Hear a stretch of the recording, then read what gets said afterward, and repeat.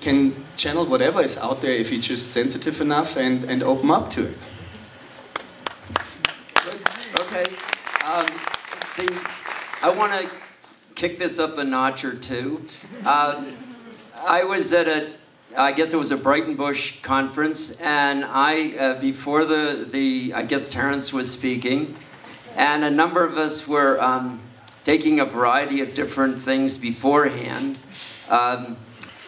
Someone who used to attend this conference and had been here for at least 25 years, I don't need to name him, had his mouth open and tongue out, and anyone who came by could put anything on, any mushroom on it, and he didn't even ask what it was, it just went in. I was more selective, and I was just doing, I think, one mushroom, but I was feeling great, and we all went in to hear Terence. And I was having such a good time that I was disturbing everyone around me who kept turning and saying, shh, shh, and shh. If you have to do that, please go outside. And I'm just listening to Terence, and I'm with him, and I'm, yeah. And there's a shh. And then someone said, give him some more mushrooms. He's in too low an orbit. And I'm thinking, huh? I love my orbit. They wanted me up out of and into a much higher orbit where I would no longer bother anyone else. And some of them were very envious, and some were perhaps a little jealous, and some of them were really there to hear Terence, not me. And I was just oblivious to all that. But the issue is this, and it's one of really beyond laughter, beyond sadness, beyond the self. It's the issue of transformation. And this is, I think, in a way, the guts of visionary mushrooms, when you're no longer doing it as a sort of a party experience or a sort of a group social bonding thing, but you're really moving into a realm that you may not really feel comfortable with, but maybe if you're doing it in a cultural context, it's so much a part of the culture that it's just, you just are part of it. And what this came to me in watching, I mentioned this movie the other night called Pegtymel, P-E-G-T-Y-M-E-L, which is about that river in extreme northeastern Russia, that these Chukchi people who are reindeer herders who live with the reindeer year in and year out, celebrate an annual event, and they do it by eating the fly agaric, the Amanita muscaria. And they have a very strict ritual in how to collect it, similar to what Joe and I heard when we were in Kamchatka, which is south of Chukchi, the Chukchi Peninsula. They had some differences, however, and one of the most profound, I think, and you can get this film, I got it online, I think it was around $40, and it's just called Pegtymel, and it's a beautiful 30-minute film. Anyway, the point is this. They not only herd reindeer, but at least once a year, they become the reindeer they herd. Under the influence of the fly agaric, they move freely among the herd that you, not under the influence of a mushroom, would not go near, with all those antlers and all those hooves and all that movement. And they are going in among the reindeer, bringing some of them out for different purposes, including slaughter. But they did a variety of ritual slaughter. But the significant thing here was they were suckling reindeer. And they literally were young deer suckling their mothers. And you saw, and in the film it shows you this, they had become, there was no difference between the herder and the deer. And this was a level of transformation that I don't think is possible short of a visionary mushroom.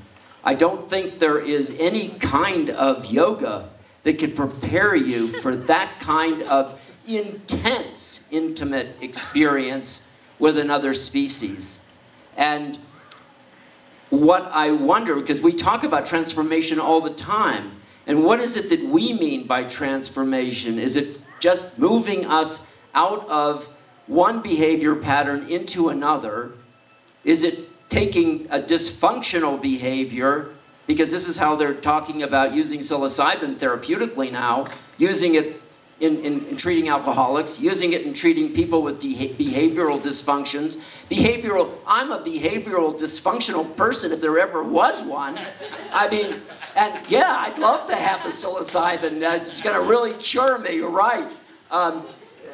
There is this, I guess there's this idea that, you know, there is, even in the psychedelic therapeutic community, there is a range of normalcy that they want to bring people into, even if it's wider than the population in general. Anyway, they have an idea of transformation, and that is very different than the idea of becoming a reindeer.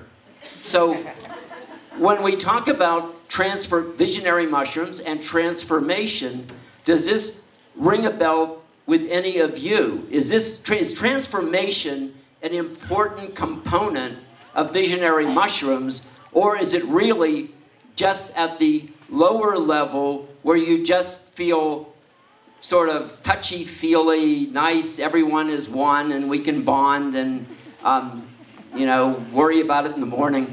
And is it more than that? And should it be? And can it be? Is there anyone here who'd like to talk about that? First of all, you have to contextualize the experience culturally. And if we talk about how we're using these psychoactive chemicals, that's one thing.